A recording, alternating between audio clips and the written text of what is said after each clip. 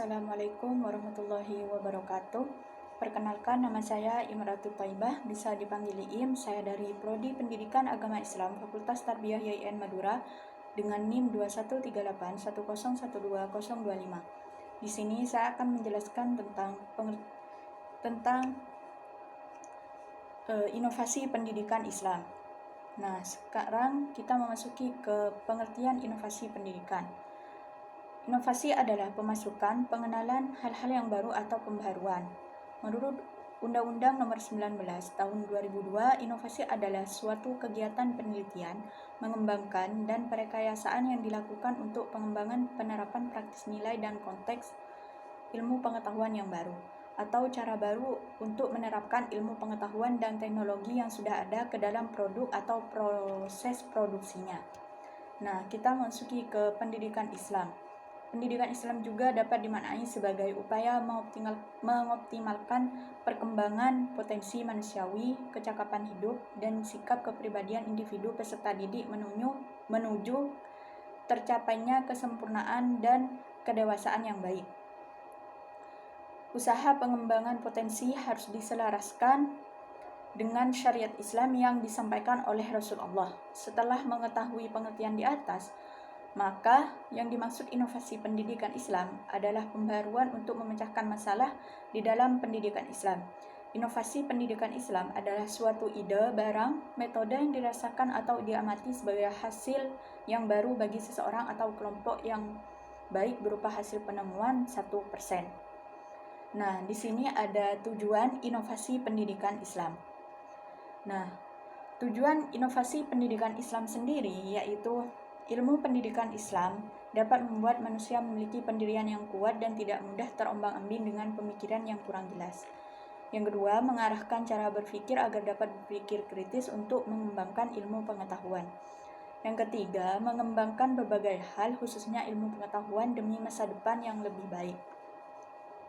Dan yang keempat yaitu menghendaki terwujudnya nilai-nilai Islam dalam pribadi anak didik, yaitu keislaman, keimanan, dan ketakwaan yang didasarkan atas cita-cita hidup umat Islam yang menginginkan kehidupan duniawi dan ukhrawi yang bahagia secara harmonis. Nah, kita memasuki ke faktor yang memengaruhi inovasi. Di sini yang pertama ada visi terhadap pendidikan, yang kedua ada faktor pertumbuhan penduduk, dan yang ketiga ada tuntutan adanya proses pendidikan yang relevan. Nah, yang pertama, visi merupakan suatu pandangan terhadap sesuatu.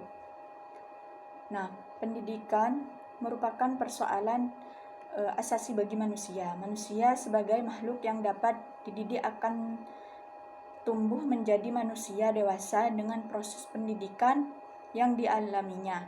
Usaha dan tujuan pendidikan Islam dilandasi oleh pandangan hidup orang tua, lembaga pendidikan, masyarakat, dan bangsa. Nah, dan yang kedua tentang faktor pertumbuhan penduduk. Pertumbuhan penduduk yang cepat merupakan faktor yang menentukan dan berpengaruh terhadap besar penyelenggaraan pendidikan. Permasalahan-permasalahan ini menuntut adanya pembaruan di bidang pendidikan. Masalah-masalah tersebut diantaranya kurangnya kesempatan belajar, masalah kualitas pendidikan, masalah relevansi, masalah efisiensi, serta keefektifan. Nah, dan yang ketiga, tuntutan adanya proses pendidikan yang relevan. Adanya relevansi antara dunia pendidikan dengan kebutuhan masyarakat atau dunia kerja akan berpengaruh terhadap pendidikan. Pendidikan diperoleh dari sekolah maupun di luar sekolah. Proses pendidikan dan tingkat perkembangan manusia merupakan faktor yang dominan terhadap kemampuan untuk menanggapi masalah kehidupan sehari-hari.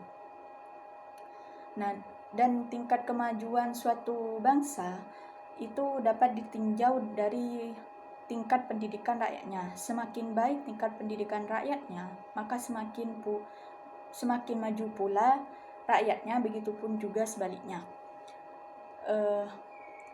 Dan yang selanjutnya yaitu tentang beberapa inovasi yang dilakukan dalam pendidikan Islam. Di sini ada dua, yaitu inovasi dalam proses pembelajaran dan inovasi dalam evaluasi pembelajaran. Mungkin hanya itu yang dapat saya sampaikan, kurang lebihnya mohon maaf. Wassalamualaikum warahmatullahi wabarakatuh.